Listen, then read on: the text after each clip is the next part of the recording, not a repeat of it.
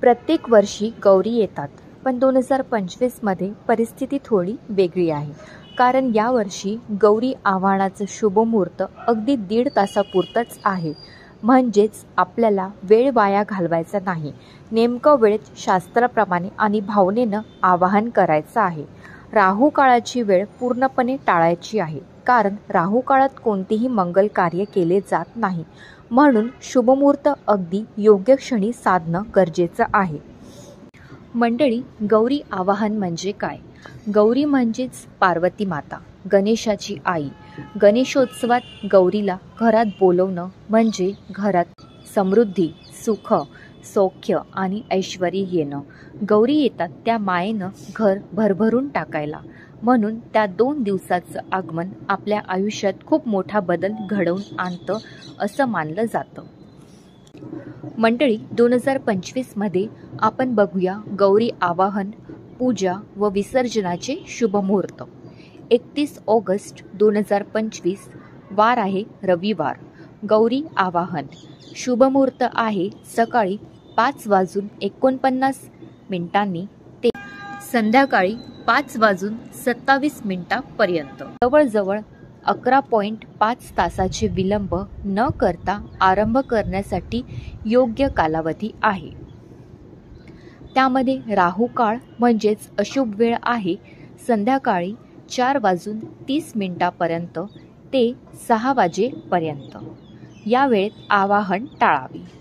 या दिवशी शुभ नवम पंचम योग, आदित्य योग, बुधादित्य योग असे योग आहेत, जे गौरी पूजेसाठी अत्यंत अनुकूल आहेत. 1 सप्टेंबर 2025 सोमवार गौरी पूजन. या दिवशी गौरीची विधिवत पूजा केली जाते. पूर्ण दिवस हा शुभ मानला जातो. कुठलाही विशेष राहू काळ सुचवलेला नाही. ही पूजा ज्येष्ठ नक्षत्राच्या दिवस होती आणि ऋतुशुद्धतेचे काम करते.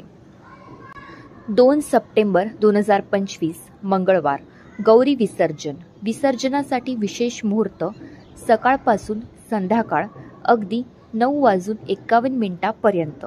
हा वेळ सर्वोत्तम मानला गेला आहे. या दिवशी संपूर्ण दिवस पूजा करणे शुभ आहे.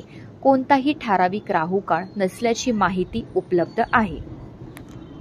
मंडळी, आता आपण बघूया गौरी आवाहनाची तयारी. मी तुम्हाला स्टेप बाय स्टेप सांगते. घराची स्वच्छता. गौरी येण्याआधी घरात प्रत्येक कोपरा स्वच्छ करा. अंगण, ओटा, देवघर, हॉल सर्वत्र शुद्धता हवी.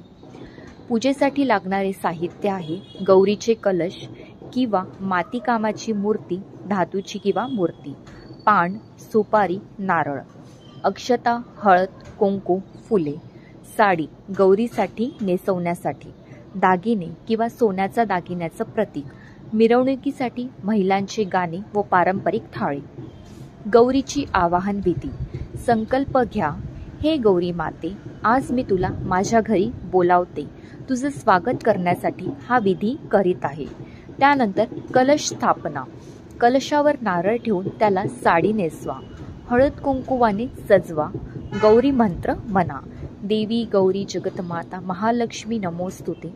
सुख सौभाग्य आरोग्य देही मे तव दर्शनात. त्यानंतर गंध, अक्षता, फुले नैवेद्य अर्पण करा. त्यानंतर आरती म्हणा. मंडळी, नैवेद्यामध्ये काय द्यावा? गौरीला खास करून धान्य, फळं आणि गोड पदार्थ प्रिय आहेत.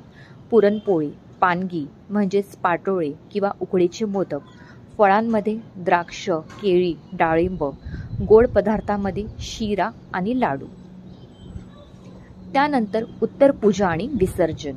गौरी 2 दिवस घरात राहतात. दुसऱ्या दिवशी उत्तर पूजा करून त्यांना शिदोरी द्यायची असते. शिदोरी धान्य, फळ, गोड पदार्थ, साडीचं वस्त्र म्हणजे जणू मुलीला माहेरून जाताना जे देतो तसं. मंडळी, गौरी आवाहन हा केवळ विधी नाही तर आईचं घरी येणं आहे. 2025 मध्ये वेळ कमी आहे, पण मनापासून साधलं तर गौरी माता नक्की प्रसन्न होतात.